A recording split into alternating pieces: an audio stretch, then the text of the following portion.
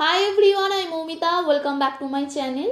আজ আমি শেয়ার করব সর্ষে পোস্ত দিয়ে নিরামিষ একটা ঢেঁড়সের তরকারি।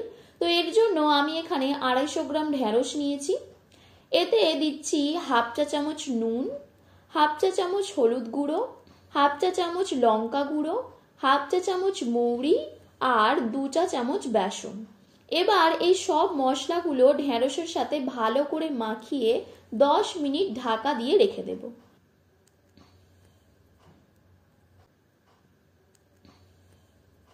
এরপর একটা বাটিতে দিচ্ছি 2 চা চামচ পোস্ত, 2 চা চামচ সর্ষে, 5টা কাজু আর 5টা কাঁচা লঙ্কা। এবার সামান্য একটু জল দিয়ে এটার একটা পেস্ট বানিয়ে নেব।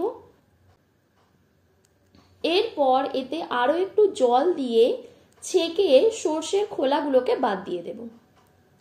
দেখো পেস্টটা খুব ভালোভাবে তৈরি হয়ে গেছে।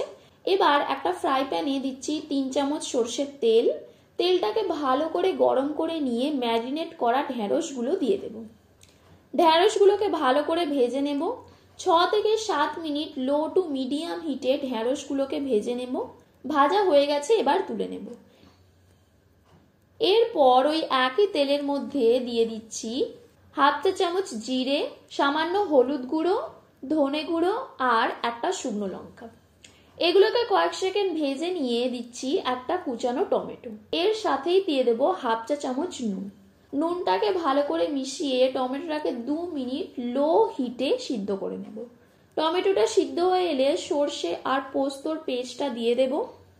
এর সাথেই আরো একটু জল দিয়ে মশলাটাকে কষে নেব। এরপর আরো হাফ কাপ জল দিয়ে জলটা ফুটে এলে দিয়ে দেব ভেজে রাখা ঢেঁড়স। ঢেঁড়সগুলোকে মিশিয়ে নিয়ে 10 মিনিট ঢাকা দিয়ে সিদ্ধ করে নেব লো হিটে। 10 মিনিট পর ঢেঁড়সগুলো ভালোভাবে সিদ্ধ হয়ে গেছে। এবার এটাকে নামিয়ে নেব। তো দেখো খুব সহজেই হয়ে গেল নিরামিষ ঢেঁড়সের তরকারি।